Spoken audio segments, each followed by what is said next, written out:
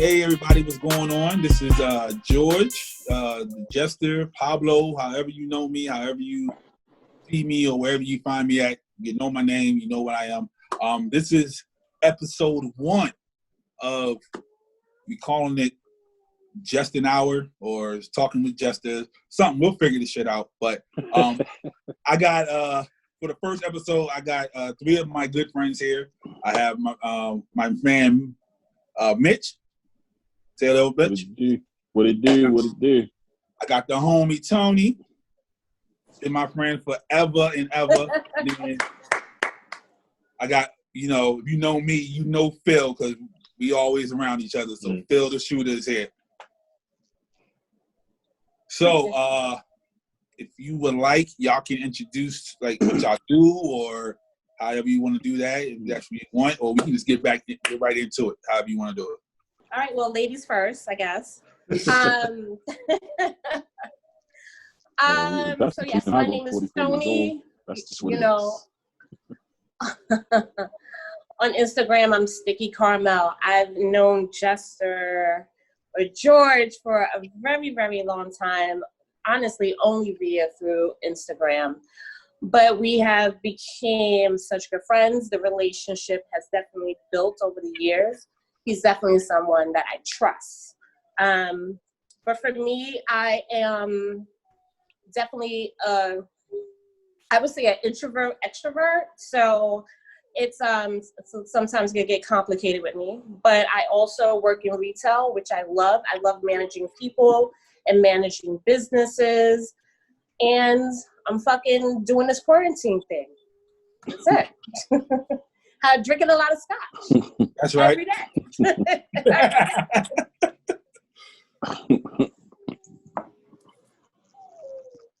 Money making Mitch. Y'all didn't hear my intro? No. Y'all missed all of it? Yeah. You had theme music? Yeah, shut up. I had horses and everything in the background. Damn. He went back to putting the music on the voicemail time. I did. I had Pimp and Ain't Easy playing in the background.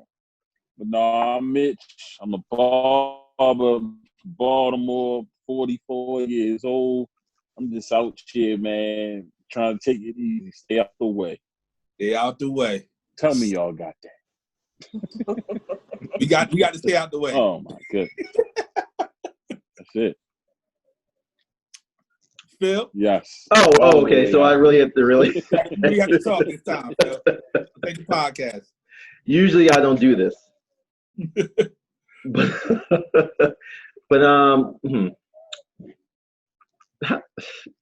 put me on the spot. I do videos, I do photos, I do everything. Close loans. Father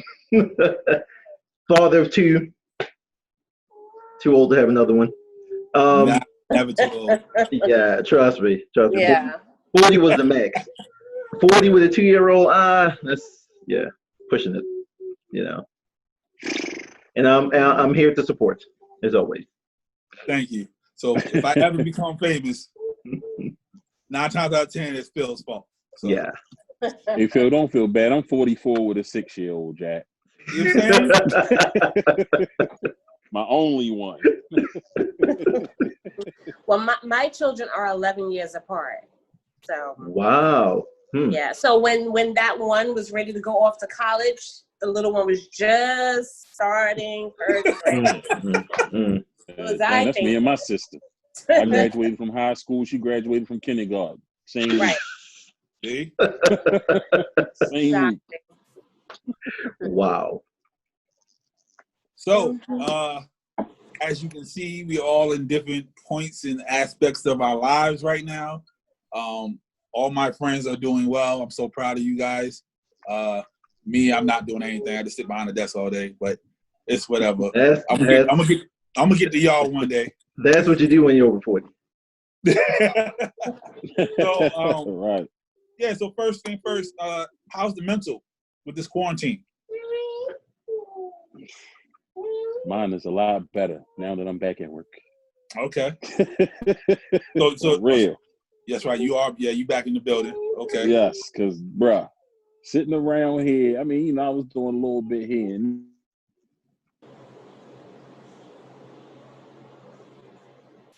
Did he freeze? Yes, he did. He froze.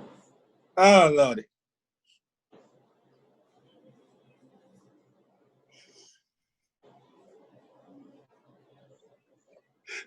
Like, did you catch that?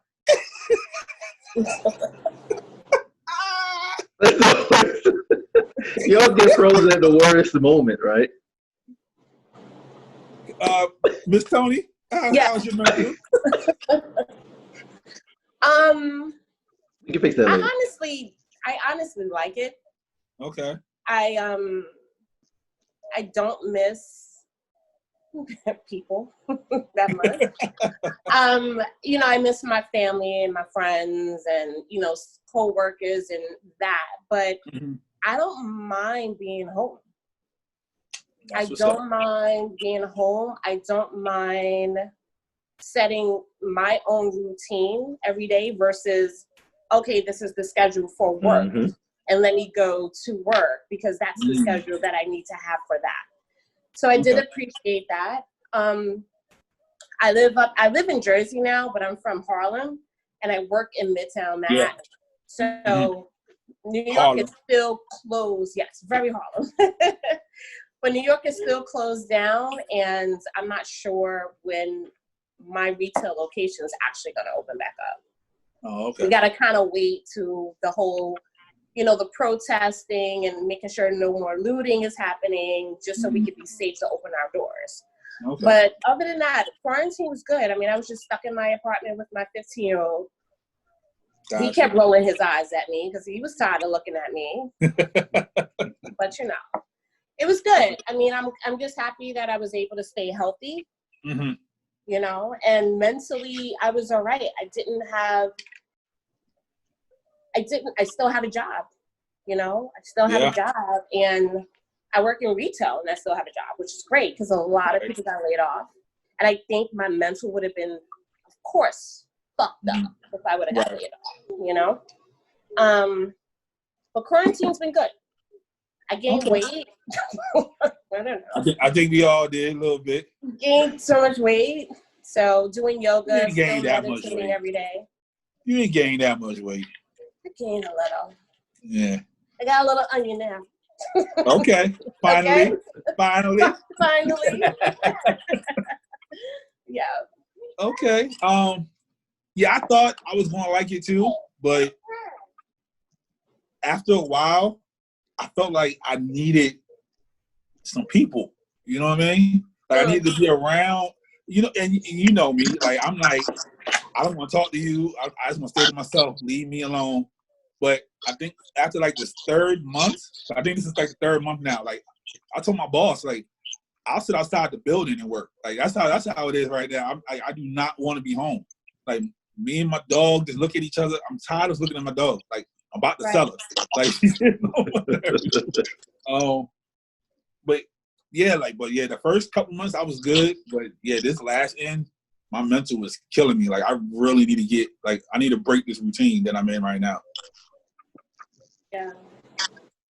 So about you, Phil? All right, so you know I went back to the office today for the first time since March. I know you got your little polo on today. Yeah, it's a big change. It's a big change from pajamas, I'm telling you. And you know, it's hard to sleep last night thinking about what today was going to be like, you know.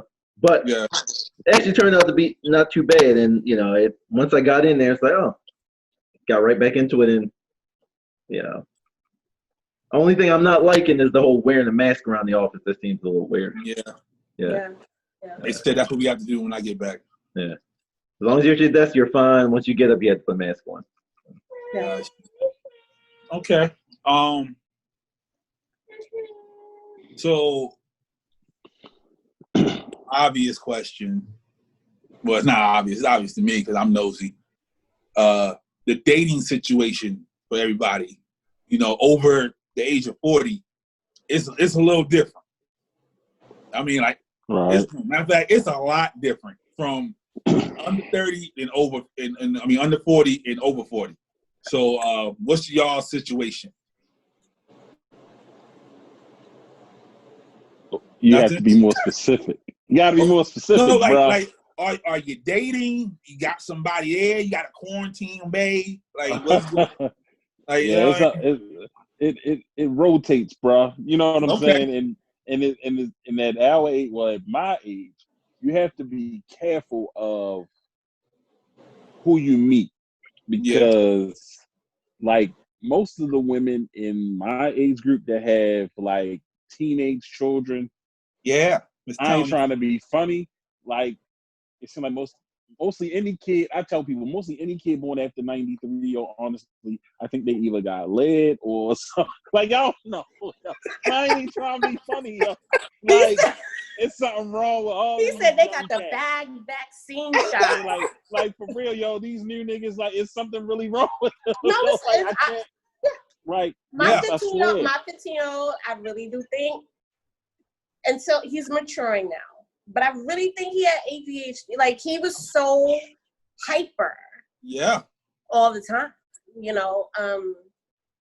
So that deters you from dating women in your age group. So you date younger. Hell no. You date younger? Not me. Hell no. If I will. I don't care if she here. I will smash younger, but I will not date younger. There's a difference. We have to be able to have a conversation. You know what I'm saying? Okay. I have to be able to talk to you, and I have to be able to relate to you. It doesn't deter me, but I'm just saying, like, you have to be careful. I love kids. You know what I'm saying? And generally, me, I'm that guy that the mother, that's easy for me. Mm-hmm. It's the kid that I have to get to know and get acquainted with and win them. The mother, that's nothing. The kid is what I have to win. But it's kind of difficult these days because I have that mentality of stay in a child's place, and a lot of these, you know, single mothers, they don't live. They don't don't live by that code. They share a lot of them to keep going. Stop. Okay, you're right. Why? I'm just no motherfucker. Stop. You know what I'm saying? Ain't none of that. We caught the backhand, whatever extension cord, whatever it's getting. But these new ones, it's not like that. And it's like, yo, you was raised that way. Why wouldn't you do the same with this little motherfucker you raised? You think what I'm saying? That shit really bothers me sometimes. You know what I get from that? I hear that from a lot of people. They said that because of what they went through, they don't want to put their kids through that. You know what I mean? Like, when we grew up, is discipline. Right. But when we grew up, you know, then the neighborhood can discipline you. You know what I'm saying?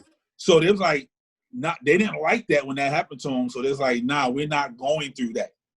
Okay, don't let the village discipline them, but motherfucker, you in that hut, you need to do it. That's the whole thing that really drives me crazy. Right. But then they became kids. I mean, they became parents so young that their kids were their friends. You know what I'm saying? Like, because with my son, I was 15. You know what I mean? Right. So me and him 15 years apart. So when he was old enough to drink, I was still in the club. You know what I'm saying? So but I hear you. But at the same time, like, man, fuck that shit. Like, you know what? It's just being lazy. They are being lazy fucking parents. They are being lazy. Just like, my thing is this: if you already notice that your child is being disrespectful to you and to your guests or your man that's coming over, imagine how they act in the street to other people. It's they just are lazy at home and not setting the standards, guidelines, policies, and procedures at home on how you tell somebody's a manager. Period. Yeah. You can tell somebody's a manager. Yes. And I think by me having that cap, wearing that cap, I was able to, because I have two sons. Mm-hmm. So my oldest one, easy. He knew what he wanted to do, went to college, did it, got out of college, got his job. Can you talk to my son, please? Can you talk to my child, please? My 15-year-old, now that's the one that I have to be super hard on. I can't be lazy with that one. Mm-hmm. I have to make sure that he understands what to do when he meets somebody. Yes, you hold out your hand and you shake their hand and you look them in the eye and all of this stuff. But a lot of parents, you know, male and female, don't do that with their children. Right. And it's a standard in my family. I come from a very large family. I have 6 brothers and 2 sisters, and I got more sisters and brothers on the other side. It's a standard. That's how, like you said, it's a village. And that's how all of us were raised, and that's how we raise our children. But I personally, I will not date anybody who has a child under the age of 15. Don't want it. Word. Don't want it. Well, we also in that why not era as well. So all the kids, because my son is in that too. It's like, it's everything I say to him is like, well, why not? Like, why I can't do that? Like, why is it like, it's always why. Like, it was like 2 years old saying why, and it never stopped saying why until like 20-something years old. So on the it's good sides and bad sides of that. Because on the good side, we have what's going on now with the protests and all that. Because they're saying, why do we have to go by these laws that are so damn old? But then the other side of it is like, when you're home, you can't bring that outside in the house. You know what I mean? Like, I was raised when I came in the house, even though my mother's friends are sitting there, I gotta say hi to Miss such and such, or say hi to Mr. whoever, you know. But they don't have that anymore. It's like, why I gotta talk to you? This is my house. This ain't your house. Yeah, I feel like, and it's like most of those kids, like I said, from 93 and up, I just feel like they have this sense of entitlement. Like, everything is supposed to be done their way. Like me and my second job, like you said, you work in retail, right? So you work with younger people, so you gonna feel me what I'm saying. So like, you have a bunch, like you have kids that like, let's say from 18 to the age of like 23, and they all like pretty much getting taken care of by their parents. So when I started that retail job 26 years ago, if you had to move somewhere, like if you were in a position of management or what have you, and they say, hey, you in Glen Burnie now, but you gotta go to security, you was like, fuck it, I'm getting on this bus and I'm gonna take my ass out there and get this money, and then I'm gonna make some money to get me a car. These new niggas, you want me to go where? Man, hell no, I ain't doing that. I'm staying right here. What do you mean? Yeah. And they really fighting for it like, I'm not leaving. Yeah. But that's advancement. You can go make money. They don't see that. They just like, no, fuck that. It's too much work for me to get an Uber or whatever the fuck I gotta do. Like, we didn't even have that luxury of an Uber. Like, nigga, I had to catch like 3 buses to get wherever the fuck. You know what I'm saying? Right. Like, yeah, this shit is just so like, I get so frustrated. Like, half the time I just don't even talk to them. It's so crazy. My first job after college, the bus ride was an hour and a half to go to KFC.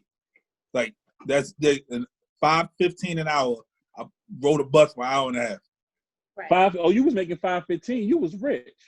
Yeah. Hey, man. I was making $4.25. Let my mama tell it. Let my mama tell it. I was rich. I was making $4.25 catching 2 buses. You know what I'm saying? Right. $4.25, Jack. Man, this shit. Man, they took advantage of y'all, because I think I was making. Like, what the hell? Well, I'm sorry, y'all. I was minimum real wage, money, man. Wow. But I don't know. It all starts at home. Yeah. You know, it all starts at home, and the parents have become very lazy. Yes. Yeah, and I tell this one over here, like, you can't. Especially, he's what, 13? He's 13 now. I was telling, like this is the time when you have to watch him. You can't just leave him on his own and say, okay, trust that he's going to do his work, and things like that. Yeah, you got to follow behind him. Now they're doing the homeschooling stuff, so yeah, she assumed that he was doing his work. Now it turns out he's actually seven assignments behind. Yeah, dang. Oh yeah, he like me. He like me. Apparently. Dang. Apparently. So he's gonna get kicked out of Poly and end up to Southwest. Yep. He's gonna come around the way. You gonna come around the way from to the hood school. From Beverly Hills to the goddamn Yeah, slum. I think before that, I think she'll send him to live with his dad before that. The hood school ain't that bad, man. So, with everything going on, right? I had put up on my page a question, because you know that us as Black people, we get the talk, you know, early on in life, and we ain't talking about the birds and the bees. We talking about what you need to do, you know, policies and procedures of how you walk around, and you know, so you can make it home. Did y'all ever get to talk, and how old were you guys when you got to talk? I didn't ever really get it until I was actually chased by the police. Okay. You know what I'm saying? So then when I got home, it was just like, boy, you can't do this, you can't do that. But it was like, shit, man, they can't. You see, when we were younger, you see the police, you ran, but they wasn't shooting motherfuckers like that, like they doing now. You know what I'm saying? You just ran, and that was that. Either they caught you or they did, and then to chase your ass another. You know, you get chased another goddamn day. But you know, it's totally different now. You got these gung ho punk ass motherfuckers. Like, you know, basically, I was telling somebody the other day, most of the cats that's police in this city was some bitch ass niggas that was getting smacked around in school that didn't have no heart. Yep.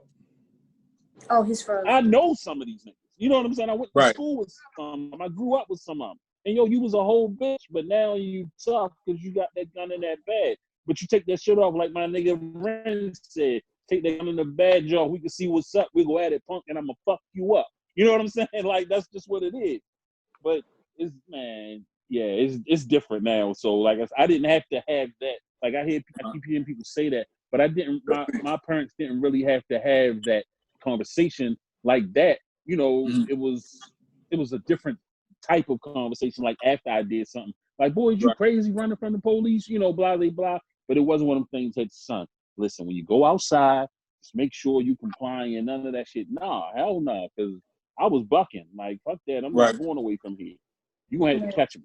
And the one time that I did get caught, my father just happened to come. Somebody saw me, and my father happened to come around the corner, and they let me go. And then I ran from his ass, so he wouldn't fuck me up when I got out. Right. But other than that, nah. I ain't really had to have that. I don't know. For me,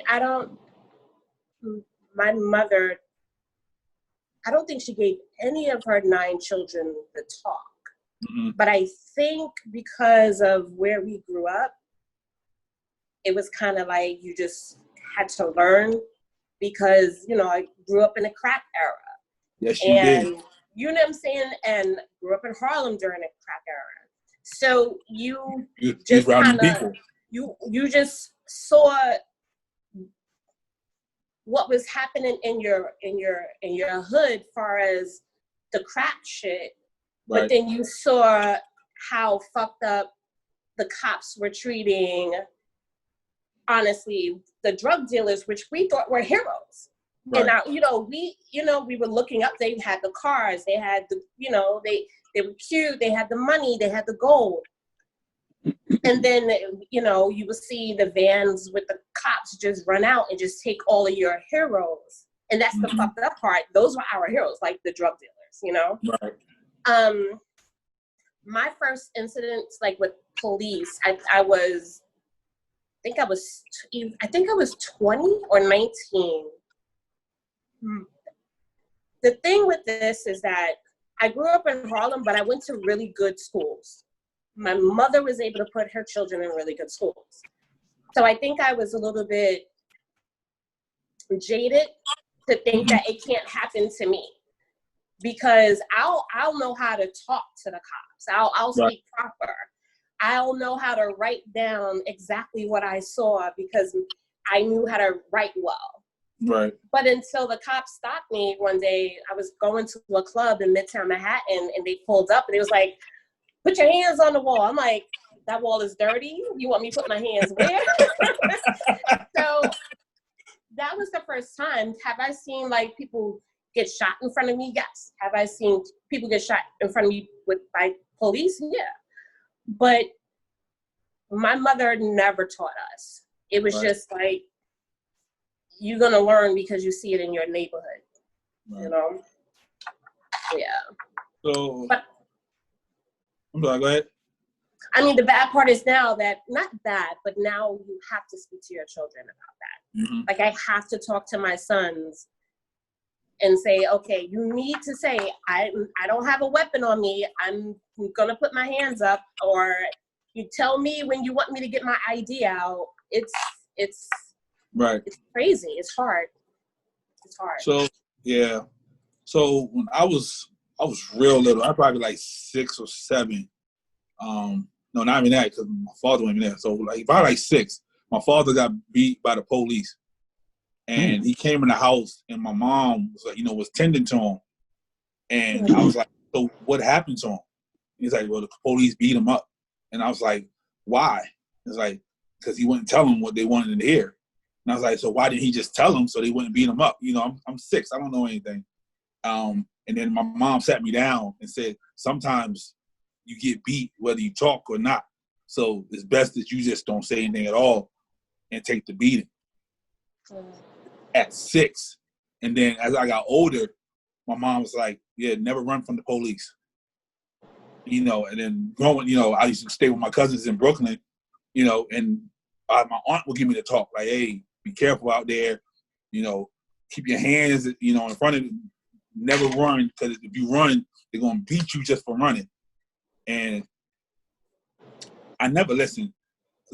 So I'm like 12. So I'm running. He catches me. He says, so because you made me run, he beat me. I'm like, just for make me run, for running from him. And he left me. He didn't lock me up. He didn't put no cuffs on me or nothing. He just beat me for running and making him run. Yeah. And where was I that always at? remember that. So, huh? Where was that? That was Like, that was New York. then? That was New York Okay. right before I went to Hawaii. Okay, dang. Yeah. How old were you then? Like 12.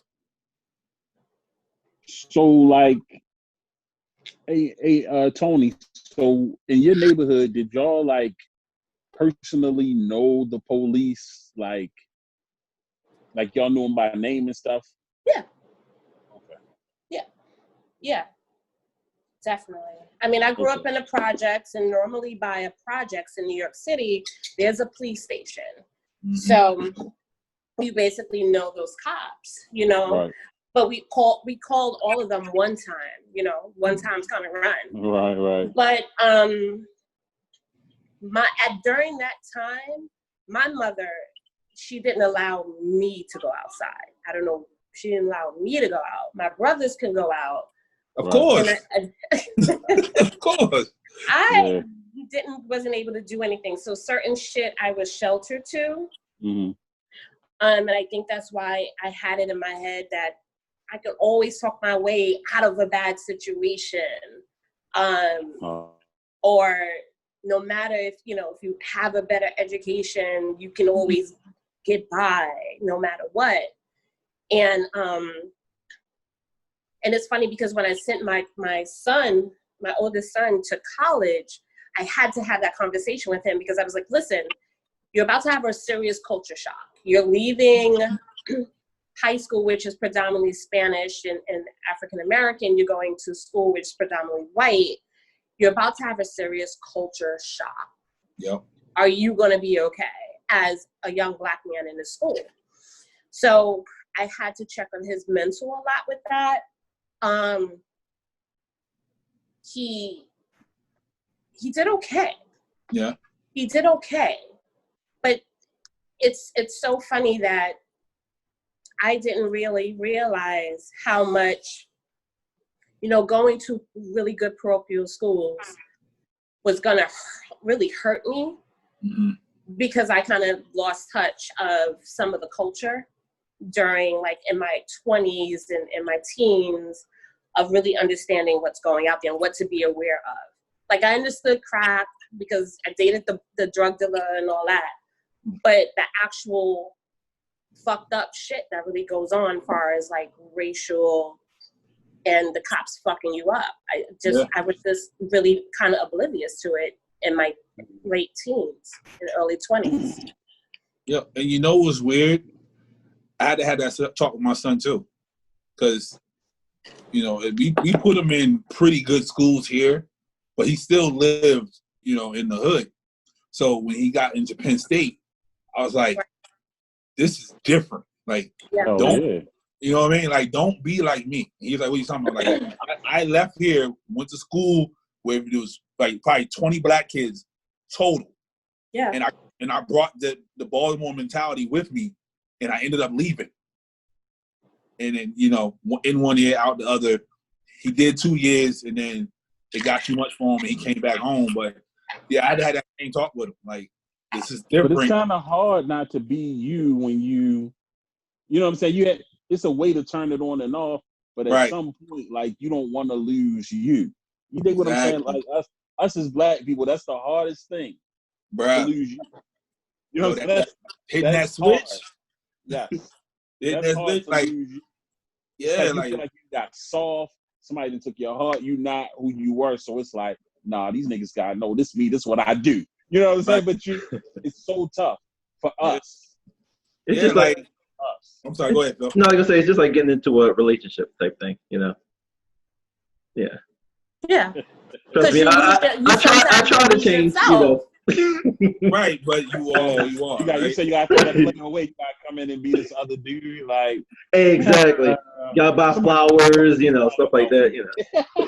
But yeah, like even here, even at 40, I still find myself having to turn it off and on.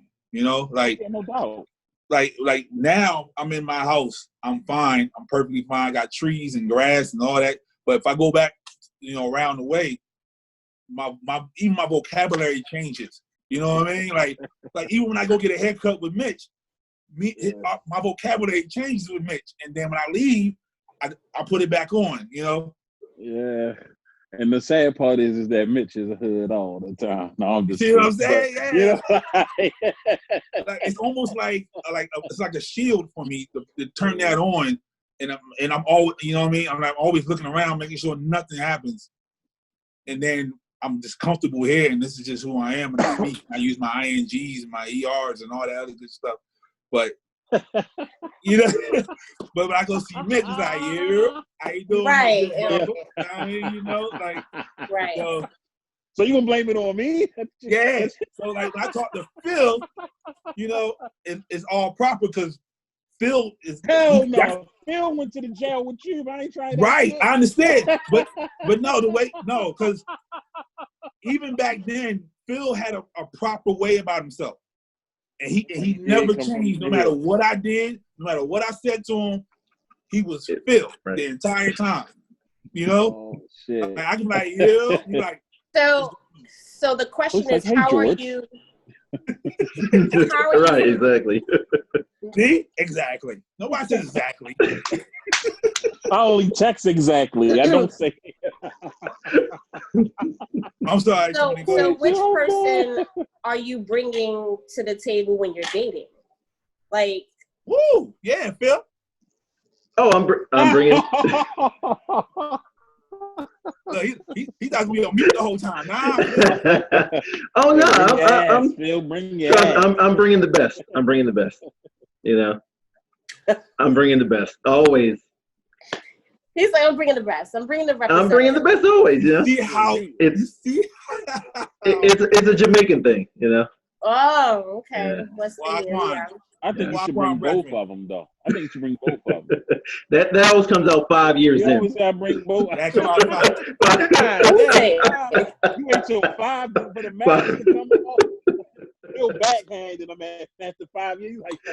They committed at that point. You can't go back. Like, it's too late then. You know. They'll just give them a kid and be like, yo, we in it right here. That's it. We here. A kid and a tattoo, and then we good. We get together. There you go. See?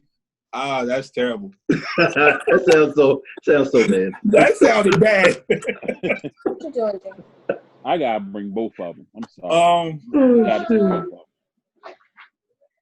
Yeah, now because I'm 40, relationships, like, she gonna get whatever I'm bringing to her. You know, like, she'll see the hoodness when we get to those locations, but when it's just me and her talk, she gonna get however I'm feeling, whatever it is I'm George. That's just gonna be, you know. I'm on social media way too much. You knew that before you got here. I got a podcast. I'm recording stuff. I'm with Phil. So if you have a problem, just call Phil. God damn, Phil. You You know all what I that. mean? And if you really need to catch me, hit up Tony, because she know where I'm at. So, hey. And on Saturdays, holla at Mitch. Come getting a haircut. So. Man, I ain't seen them. I don't know what you're talking about. So I'm gonna wrap this up. I don't want to take too much of y'all time. I got two questions for you. I'm having a good time, so it is what it is. I have two questions for you guys. One, if you can go back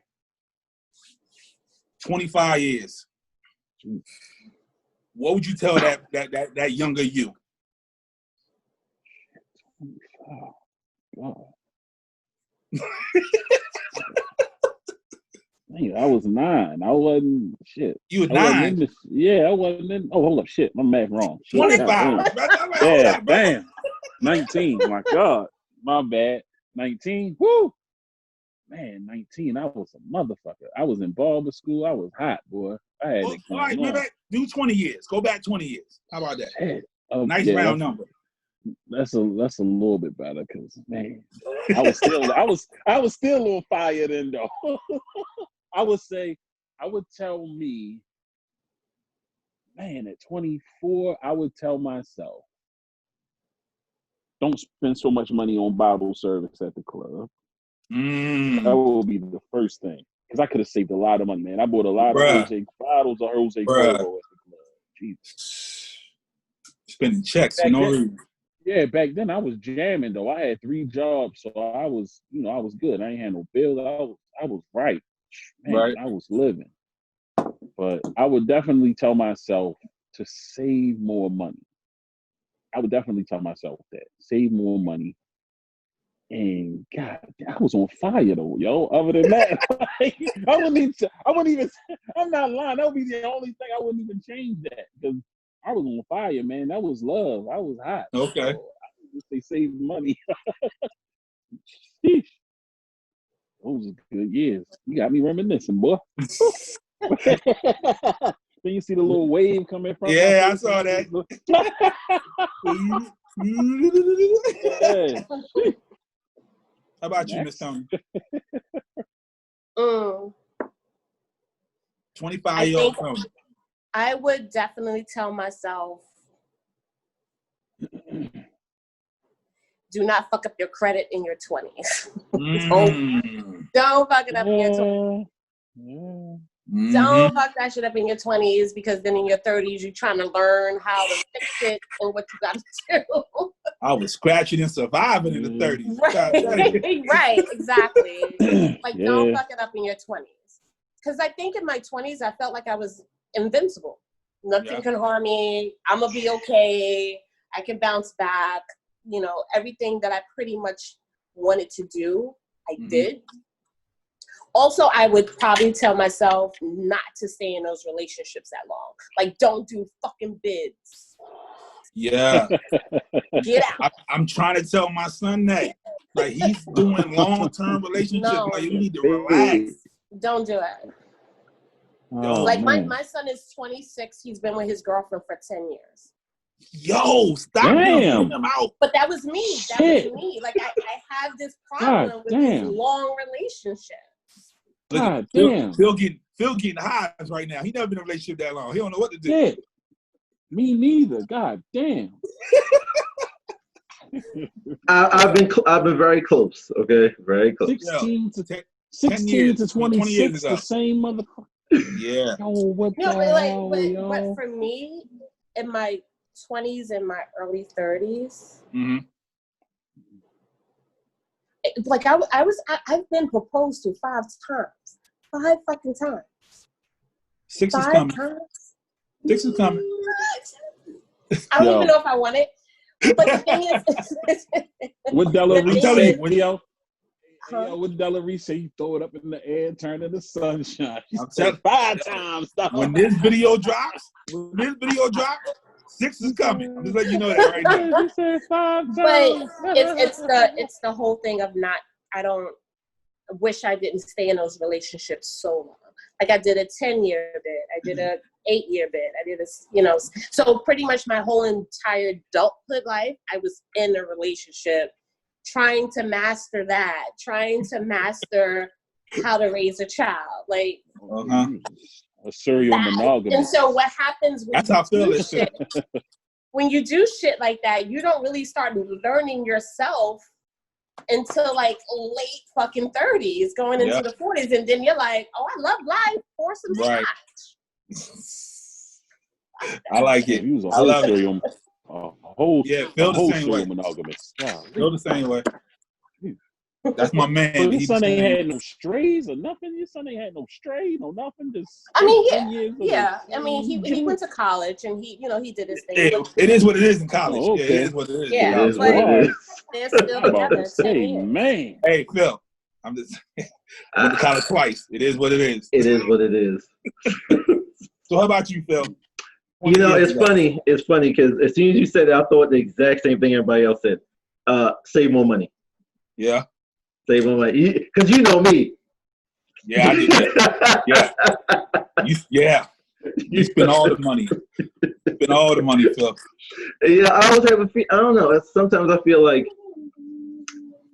you don't want something to happen to you, and you think to yourself, "Man, I should have got that." You know, like I don't know. I've always it's between that and having so many siblings growing up, you didn't really get everything you wanted. Right. So when you can get everything you want, get everything what you want. You know, and I think that's probably where it comes from for me. Yeah. Okay. But definitely it would definitely be save more money. All right. For me, it would be learn yourself and love yourself more. Because I was so angry for a long time. Because my father left when I was like 6. So I was mad, and then he'll just pop up like every 6 years or so. Hey, what's up? Hey, what's going on? Then leave. He left like a day before my graduation from high school. So when I graduated high school, I'm like top 5 in my class, but I'm upset on stage, angry, just like. But I don't remember graduation day. Like I took a picture with all my friends. Phil, you might have that picture. I don't even know. So I took a picture with all my friends. I don't remember that day. I don't have no pictures, no memories of none of that day. And I just kept being angry on and never learned myself and never learned to love myself. Like it's not your fault that he's leaving. Mm-hmm. So at 20, when me and my son mom stopped talking, then like again I had the anxiety like, oh, she left me, like he left me.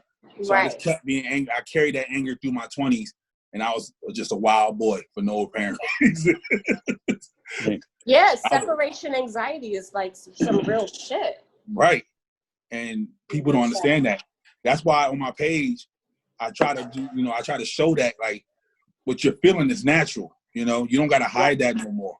And I learned myself in my 20s, started scratching and surviving in the 30s, and now I'm here now, No doubt. Yeah. And one last question. Are y'all happy? Like, are y'all happy right now? You feel like, success, you made it, we got through the bullshit of the 20s, you know what I mean? We got through the growing pains of the 30s. We in a real good decade of nigga, we here. Like you gonna take this shit or you can go the fuck on about your business. I'll say I am. I am. Okay.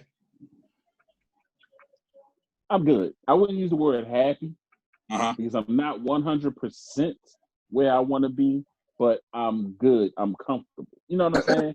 Like I'm still I'm on that.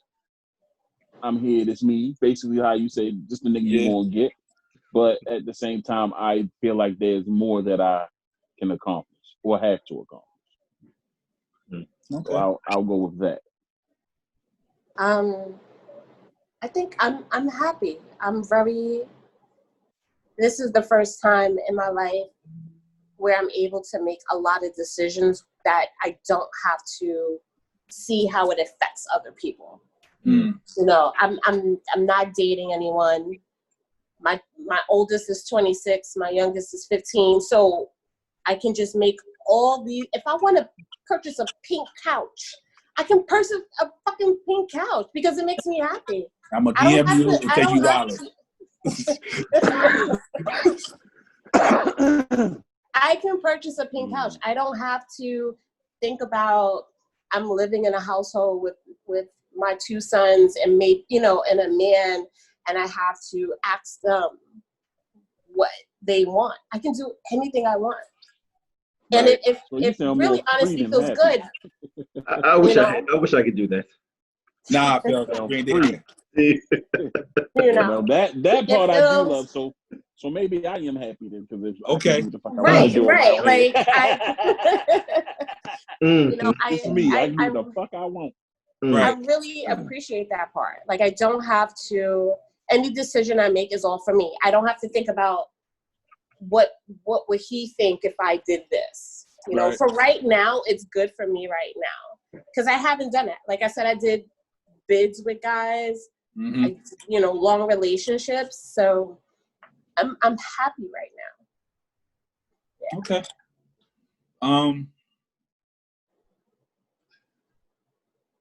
I'm almost there. I'm not gonna say I'm entirely happy, because I still battle with the depression and all that. So that tells me that I'm not happy. But like someone told me before, like I've made such an impact on people's lives, and I'm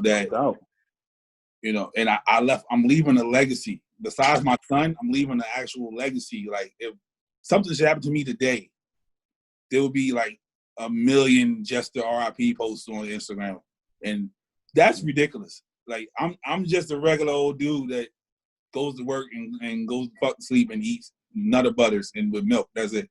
But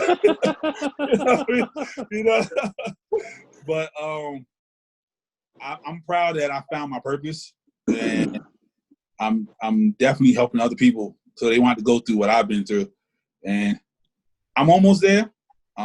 This is the first step, and I appreciate you guys for being on here, helping me with this first step. I really do. Wow.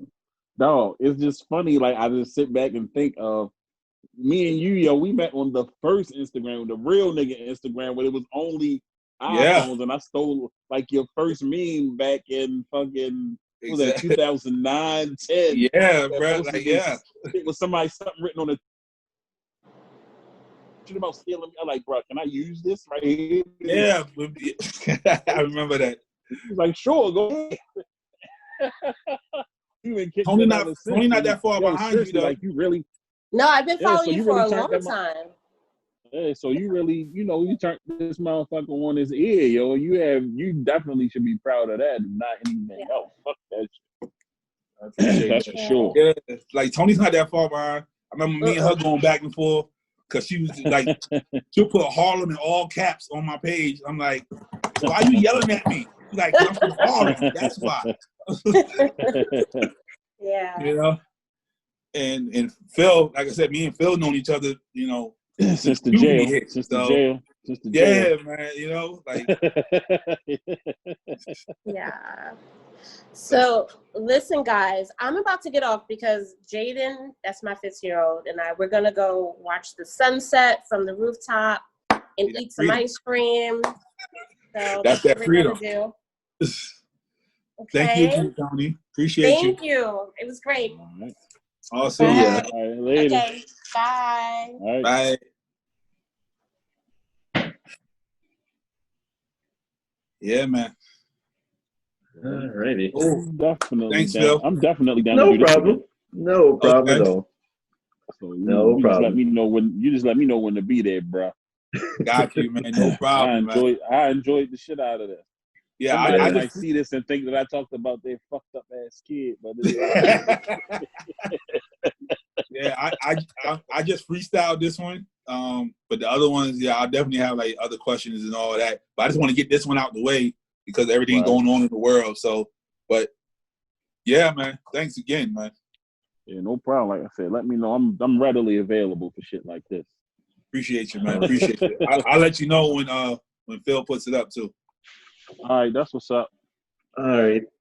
All right, fellas, I'm out. All right, man. See ya. All right. My man, Phil. Outro?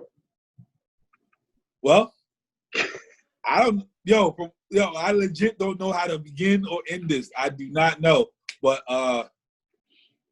yeah, man, sometimes you just gotta just ask the right questions. That's it.